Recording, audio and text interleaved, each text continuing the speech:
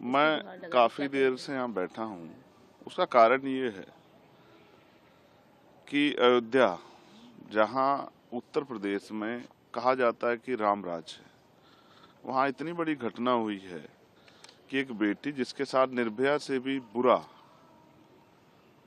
मैं आज याद करता हूँ दिल्ली में जब निर्भया के साथ ये हुआ था, तब भी हम निःशब्द थे और आज भी हम निःशब्द हैं।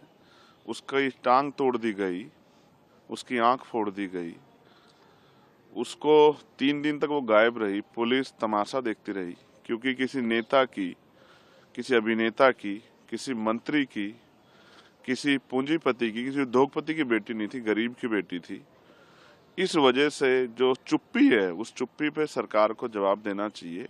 उस जिस दशा में मिली थी, खून से लथपथ, अभी तक पुलिस के हाथ खाली हैं। 3 दिन तक उसकी सर्च नहीं किया गया, क्योंकि वो बेटी दलित की थी, वो बेटी अयोध्या की थी।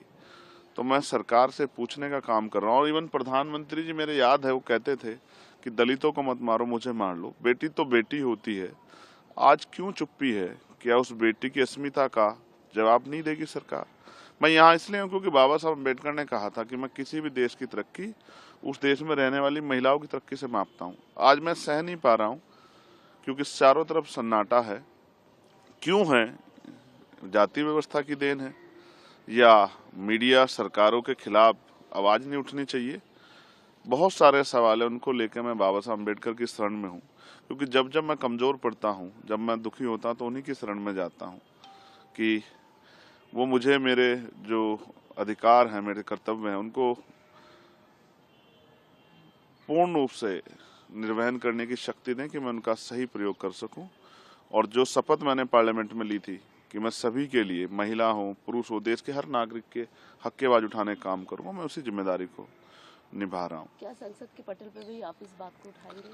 मैं स्पष्ट करता हूँ, मैं वैसे मैं एक वकील भी हूँ, संसद का सदस्य होने के साथ साथ मैं मर्यादा का बड़ा पालन करता हूँ। लेकिन आज मैं खुद को रोक नहीं पा रहा हूँ, क्योंकि मेरी तकलीफ, और मैं इसमें निःशब्द हूँ, क्योंकि हम उस पावर में नहीं है कि जिन अधिकारियों ने लापरवाही की उनको सस्पेंड कर सके।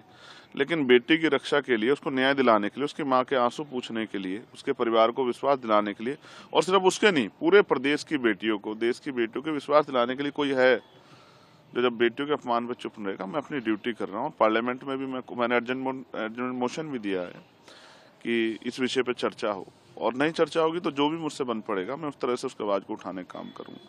मेरे लिए महत्वपूर्ण है कि बेटी के सम्मान की, और ऐसा न्याय हो कि वो किसी पार्टी जुड़ा हो, किसी धर्म से जुड़ा, किसी जाति जुड़ा, ऐसा न्याय हो कि दोबारा कोई अपराधी किसी बेटी का अपमान करने से पहले 1000 बार सोचे। इसको सुनिश्चित कराने के लिए आज मैं यहाँ बैठा हूँ।